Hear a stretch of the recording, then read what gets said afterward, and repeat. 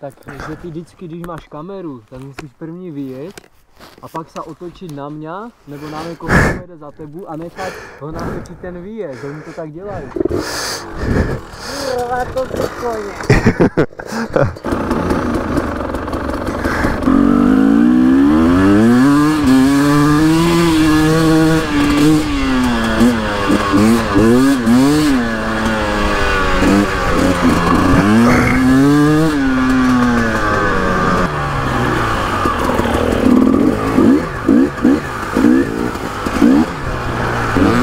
Oh shit! Ten mi andal. Výhovorky 11, přátelé, ať víte. Dneska jdeme s Logarama se podívat na rally, co jede tady kousek od nás. Jsou tam ale dobré posádky, vesměs jako Václav Pech, Petr Semerád. Co je? Hoši, hovno skočí. Mamlas nepřekvapil a jedu s Mamlasem a ještě s jedním kamarádem, který nemá tolik naježděno co my, on je teďka chvilku. Takže na to bereme ohledy a nějaké výjezdy bychom chtěli dát, ale to uvidíme, když tak cestou domů, no. Teďka bude ta cesta taká poklidná.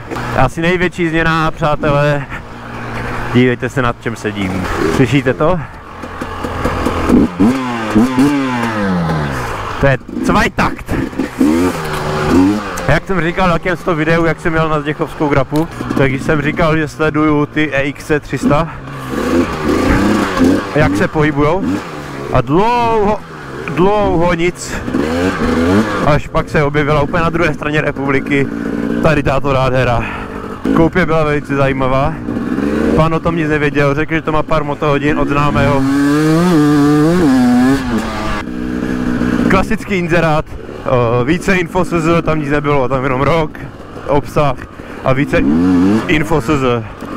No tak jsem mu teda cinkl. První otázka, kolik to má na to? No já moc nevím, asi 217 motohodin, jsem si říkal, dobré, 217 motohodin, to je dobré. Pak jsem se optal, jakože co tam je, co tam bylo dělané. No já nevím, je tam jako píst v krabici, že někdo dělal, jako ten předchozí majitel. A nějaké ložiska. Tak jsem řekl, no sorry pes, klasická otázka, jedeme přes celou republiku. Cukrem trochu cenou, jak to vidíte, je cena pevná, nebo na místě se budeme moct pobavit? No, můžeme se potom na místě pobavit, no dobré, sedli jsme do auta za 2 dny, frčeli jsme, já jsem během toho vykradl banku, ať mám to lové. A dojeli jsme tam, fakt jsme jeli 4 hodiny, mám pocit.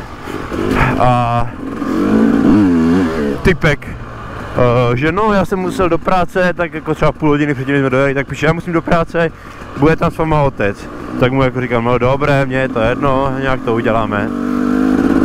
Tak jsem tam dojel, projel jsem si to a první zádrhel. Nemělo to 217 motohodin? Pičo, to naskakuje nějak rychle, vole. No, mělo to jako 277 motohodin. Pičo, a teď to má nějaký, vole, 314 pičovina, já jsem na tom měl jenom jednou. Kdyby mi s tím doma někdo jezdil? Objedem to. Tak to aspoň zkusme. To je na piču, tam se zamrdáš v kameňoch, já přijedu bez páček. Právě je to drsný výjezd, o tom vím. Tak nevěnem si aspoň nepojedem dolů? Tak je to rovný. Tak já pojedu.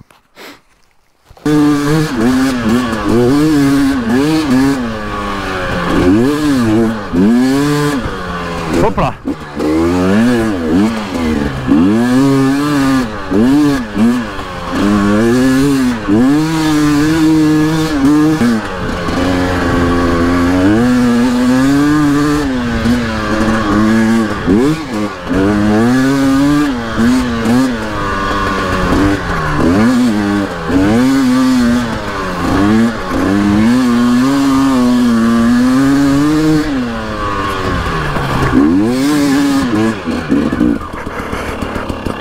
To je talpa, však je to dobré. Čo to 3 kilo, viděli jste to? Vám ještě ukážu, jakou mám gumu. Ty vole, zase tento kopec? Já fakt nevím, jestli mám na kilometry, jak je divné to je. 314, já jsem 314,8, já jsem 314, když jsem byl dole. Vidět tu gumu? Vzorek 0,0 nic. Je tam 0,0,00. Do píči. Jak se to přepíná?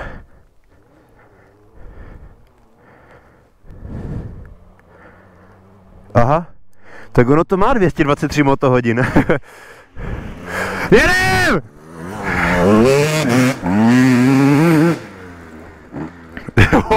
Ho to malem vyhodilo. Tak já se tomu pánovi asi budu muset domluvit. Ono to má 223 motohodin, ale já jsem tam viděl zájezd 270 km, takže má to 223 motohodin, vole. Já jsem mu řekl, že má 270 a stál jsem mu kvůli tomu na 7000. A má to udělaný motor, ložiska, píst, olejové čerpadlo vyměněné, ložiska v kolech, je to six diska, potah sedla nový, tady to má také 7D, takovou nálepku, aby se to nepoškrábalo. Tak jedem, no. Ochu, teďka říkám, tady do videa, říkal jsem ti, kolik to má motohodin? Ne. Pan mi říkal, že to má 217 motohodin, nebo tak nějak. A já jsem tam dojel a tady bylo 271. Tak jsem mu volal, že to je jako špatné, že to není dobré a stálo se mu na 7000, že si spletl motohodiny. A já jsem teďka zjistil, že to nebyly motohodiny, to byl trip ujetý, jakože kilometry. A já jsem ho fakt tak zdindal a teďka jsem to přepl a má to 220 motohodin. A já jsem to nevěděl. Tak to je dobré. Já myslím, že to má 3 kg už jako motohodin. Ale spojkovou páčku to máš jak dla Katoša. Jo, ale čo, tak počkej, zkus si to. Já jsem neměl žádnou jemnější páčku jak tady. Ona je úplně měkoučká. No je, tak už nejsem taky nadšený z toho. Jsem čekal, že to je lepší. Diváci, dívajte se. Já jsem zás bez blastru. 4. letos. 4. praskové. Sbírku na tebe udělám. Mě už tam leží a brýle. Brýle! Dáme 2 a přední gumu mám dobrou. Dívej, jak ho předjedu.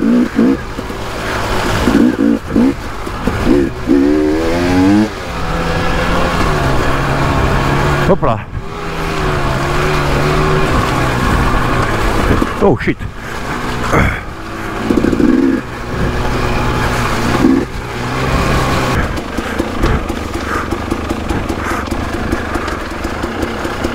Trénink na Ezerberg. To na takovou jebanou drážku.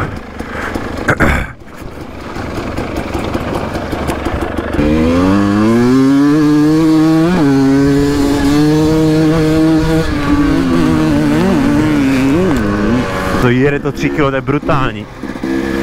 Reálně je to moje první výška, jo, s tou motorkou, ať víte.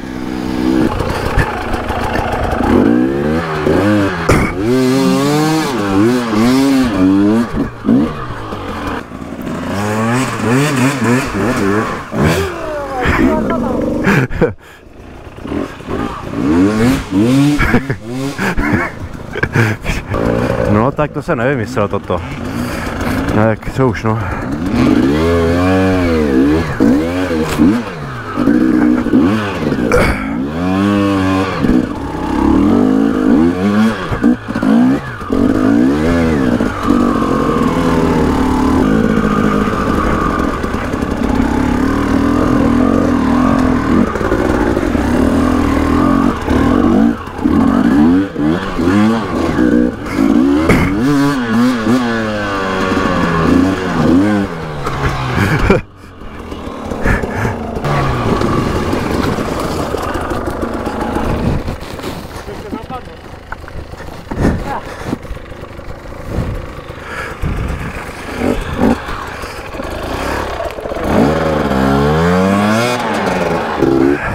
Dobré.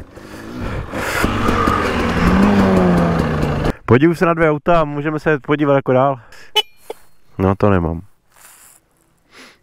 To mám pryč. Tak to je žebrácké, to nemá žádnou výbavu. A hlavně, že to měl doktor v Německu. Tak jdem doleva. Jako hore? Jo. Pičo, snad nás nechytne peň. Kdo? Peň, tu jsou zarostné pní. Jo, jako to, jakože, jo, pařez, no. No, co jsi v Praze? Jsi kurva, drž hubu. Jedu. Startuju. Jedu, čau.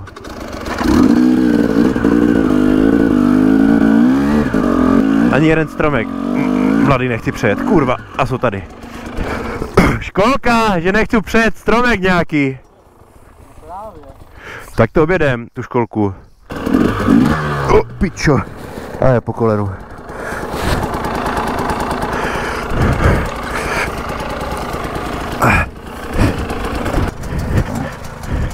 A je po kolínku. Je domrdané, no. Ale jako dobré. Ach jo. Tož to mě nasralo.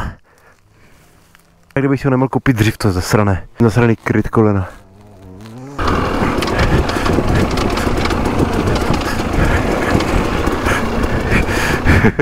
To jsem mu dojebal, no.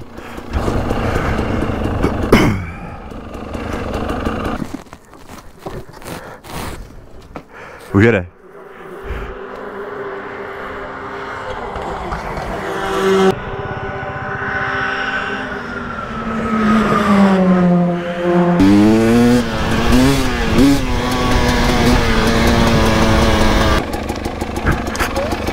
Dal bych nějaký dobrý výjezd. Kde? Co? Fakt? Jo? Tak to jsem neviděl. To jsem neviděl. Tak nevadí. Igor!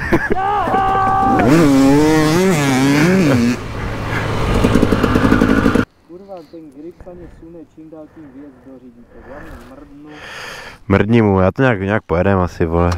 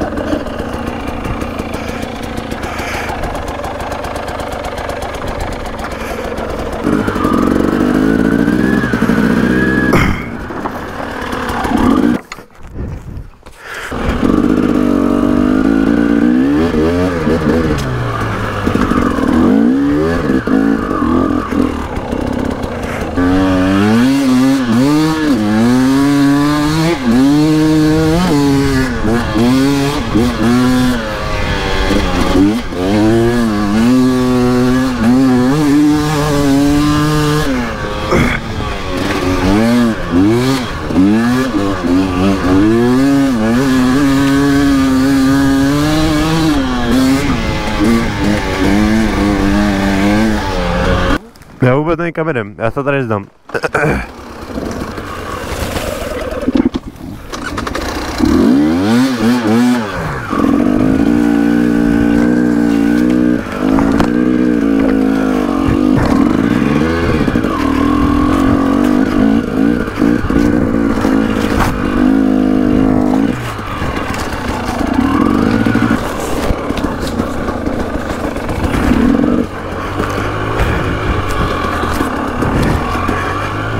Nic nevidím.